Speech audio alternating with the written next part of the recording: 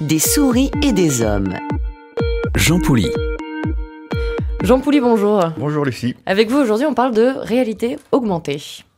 Oui, drôle d'expression quand même de vouloir augmenter la réalité comme si elle ne se suffisait pas elle-même. D'ailleurs, augmenter ou peut-être diminuer d'ailleurs, on ne sait pas. En tout cas, transformer par l'intégration de nouvelles techniques de perception de notre champ visuel, même auditif et paraît-il tactile également. Alors, est-ce que ce sont de nouveaux gadgets ou alors une nouvelle façon d'appréhender la réalité? En tout cas, ce champ de développement technologique est en pleine expansion et ses promesses de succès sont nombreuses. Alors, aussi bien dans le domaine du commerce, mais également du tourisme, de l'éducation, de l'industrie, de la santé et bien sûr du jeu vidéo et du cinéma. Et pour commencer, on va peut-être essayer de définir cette augmentation de la réalité.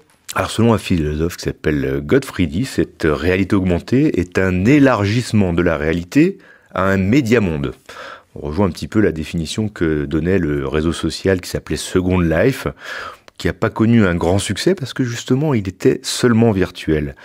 Là justement la démarche de la réalité augmentée est différente. Elle propose un système au sens informatique du terme, qui rend possible la superposition d'un modèle virtuel en 2 dimensions ou en 3 dimensions à la perception que nous avons naturellement de la réalité, et ceci en temps réel. Donc en intégrant des images à la réalité qui est en train de se passer, notamment à travers un film. Alors techniquement, et pour essayer de faire simple, la réalité augmentée, visuelle pour parler que de celle-ci, est la possibilité d'insérer des objets virtuels dans une vidéo qui filme la réalité en direct. Par exemple, j'intègre de faux arbres dans le film d'une descente de ski réelle dans laquelle que je suis en train d'effectuer. Alors, ceci est notamment permis aujourd'hui par les fameuses Google Glass, ces lunettes virtuelles dont on parle souvent et qui associent justement ces 2 niveaux de réalité. La difficulté principale étant que ces 2 réalités soient bien cohérentes, bien superposées, bien synchronisées. Alors quel est l'intérêt de telles recherches technologiques, Jean Pouly, et quels sont les exemples d'applications concrètes qui sortent du gadget ? C'est vrai, on peut se poser la question de tel investissement. Pourquoi créer une réalité augmentée, superposée à la réalité réelle, etc. Parce que ça nécessite beaucoup d'investissement et on se demande à quoi ça peut servir. Et bien en réalité, c'est que dans le commerce électronique, tout ce qui est virtualisé aujourd'hui, là, avec le numérique, l'économie se virtualise, eh bien, on a besoin, pour pas que les internautes se lassent un petit peu, de remettre du réel, d'augmenter cette réalité. Parce que, par exemple, pour bien comprendre, quand on fait du commerce électronique, on va voir en ligne, par exemple, des vêtements ou par exemple du mobilier pour mettre dans sa maison. Et c'est très difficile de, se projeter dans ce que ça va donner. On peut pas l'essayer. Alors on voit des photos, on voit de la 3D, on a souvent des mannequins, etc. Mais on peut pas l'essayer. Alors l'idée, grâce à cette réalité augmentée, c'est de créer, par exemple, des cabines d'essayage virtuel. Et oui, et maintenant ça va être possible. Ou alors de pouvoir visualiser dans son appartement ce qu'un objet de décoration pourrait donner en vrai. Est-ce qu'il y a d'autres applications qui concernent d'autres domaines que le commerce, par exemple ?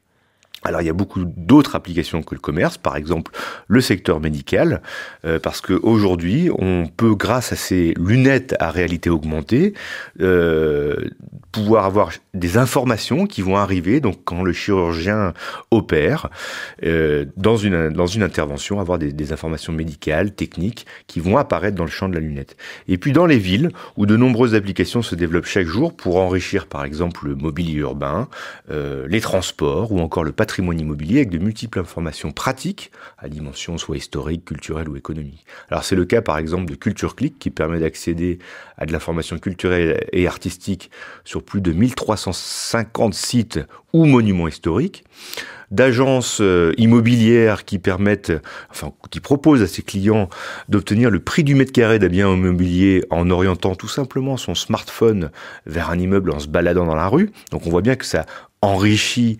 l'information de données, ou alors tout simplement pour trouver des locaux commerciaux disponibles, pareil, en déambulant dans la rue, ou encore, par exemple, l'application Métro Paris, qui, il faut savoir, est la 5e application la plus téléchargée de l'App Store, qui donne un ensemble d'informations sur le transport en commun parisien, l'état du trafic, l'emplacement des stations.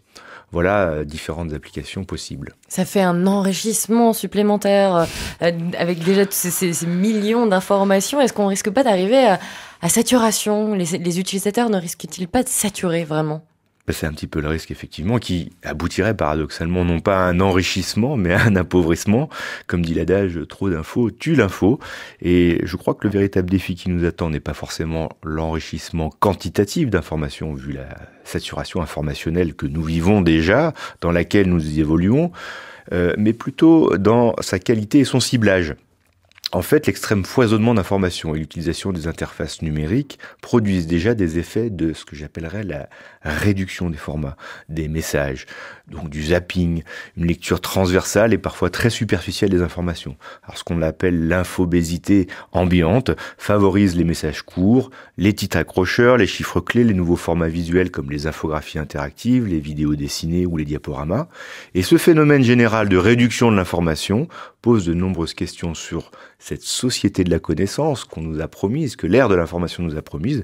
Or, l'information, surtout à haute dose, et réduite à des slogans et des chiffres, n'est pas la connaissance. Donc je pense qu'une réalité augmentée devrait surtout s'enrichir de moyens et de stratégies pour accéder et construire une connaissance et non pas déverser une masse toujours plus importante d'informations souvent très indigestes. Réalité augmentée ou connaissances diminuées. Merci beaucoup Jean Pouly, c'était Des souris et des hommes, à réécouter ce soir à 19h15 et sur notre site internet rcf.fr. À la semaine prochaine.